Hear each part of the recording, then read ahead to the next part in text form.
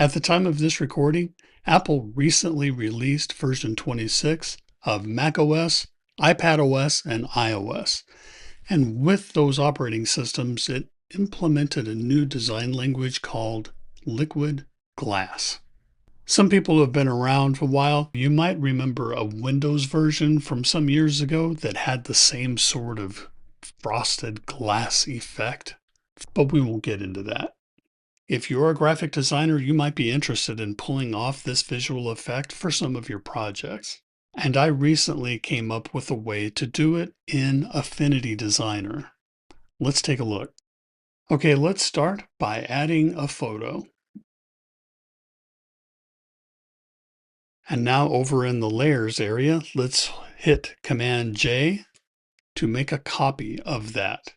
Now to keep things clean, let's go ahead, double click to rename the bottom one. We're going to call this the clear image.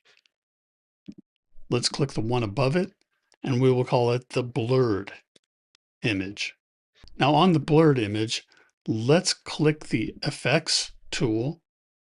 Let's go to Gaussian blur and let's jump it up to about maybe 6. And make sure that you preserve alpha on this layer. Let's go ahead and close the layer effects for the time being. Let's go over to the toolbar and let's select Rounded Rectangle Tool. I'm going to draw the rectangle just somewhere near the center of the screen. You can adjust the amount of roundedness to the corners. And let's go ahead and make sure that it's white or mostly white. And let's double click to rename this one Rectangle, if I can spell it right, 1. Now let's go ahead and Command J to copy that. Let's go ahead, double click this one and rename it Rectangle 2.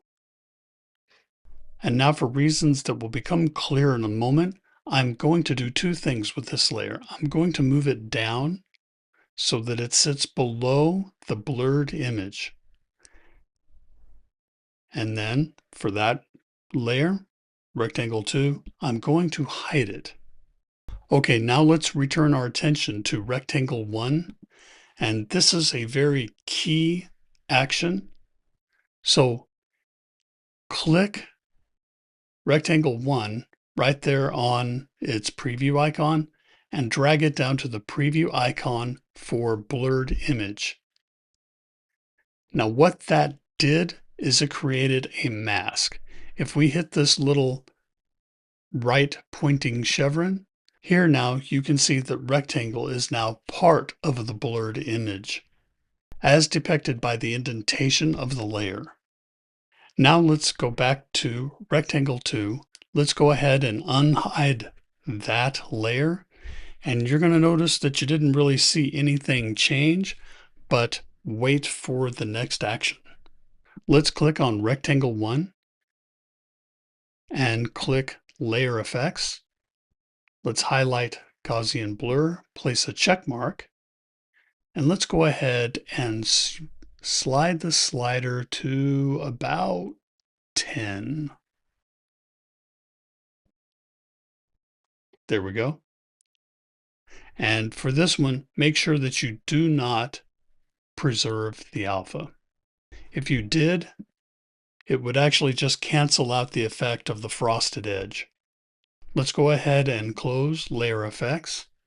Now with some strategic selection of layers, you're going to find that we have a lot of flexibility for this little window.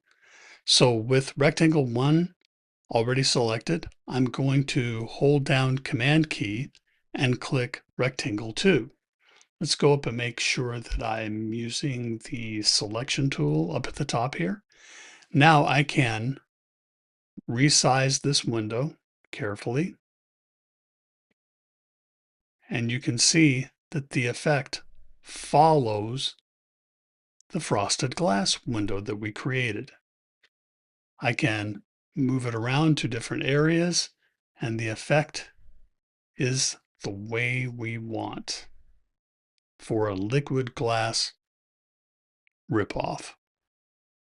Now, real quick, what's happening here, if I can possibly explain this without being complete mess, is by creating the version of the rounded rectangle on top of the blurred image, and then by dragging that into the blurred image, it became a mask.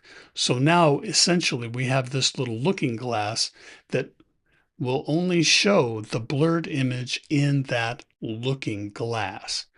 And the reason why we have to select both rectangle 1, which is part of the blurred image, but not the whole thing, and we also need to select the rectangle 2, which is outside of the blurred image in the relationships that is exposed there or demonstrated there in the layers. This allows me to have both that looking glass into the blurred image along with just the edges of that white rounded rectangle to give that glass an edge. And as long as you remember to select both rectangle 1 and 2, you've got tons of flexibility there. I hope that made sense.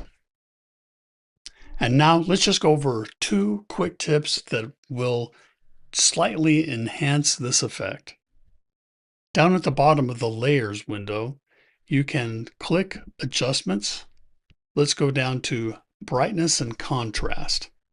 Now what I can do is move the brightness up a little bit for the blurred image to give it just a little bit more of that highlighted frosted effect. You kind of don't want to go too far with it, maybe 15 or 20, something like that. Remember, subtlety goes a long way to convince the viewer of realism. Okay, let's go ahead and close the brightness contrast.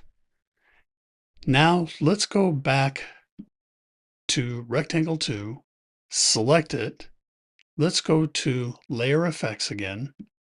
Move it just a little bit out of the way here. And instead of Gaussian blur, let's focus on outer shadow. Put the check mark in there. Let's offset the shadow a little bit so that we can see it. You'll notice it takes a little bit of movement out there to get it where you can actually see it. And no, we don't want that kind of stark shadow on there. So let's move the radius up a little bit. Let's get it nice and diffuse. So I've got mine around 30. And then at that point, I am going to move this out so I can see a little bit more. I'm going to focus kind of on the effect right around here.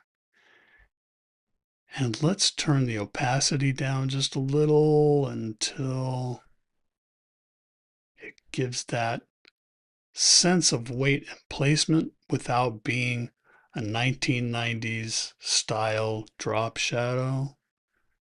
So, like I said, we'll get it back down here in the 30% range. And if you want, you can go ahead and move it, the radius a little bit more or less diffuse. You could also adjust the offset so that it's a little closer to the edge of the window itself. And there you have it. And now remember, with both rectangle 1 and 2 selected, we can go ahead, move this around, and you can set this up, put whatever text or whatever visual elements you need in that liquid glass element that floats right above any image you need. I hope you enjoyed this small departure from my normal coverage of macOS and that sort of thing, to focus on something a little more creative. And if you have your own favorite Affinity Designer tips, go ahead and leave a few of them down in the comments. And until next time, have fun, stay safe, and keep learning.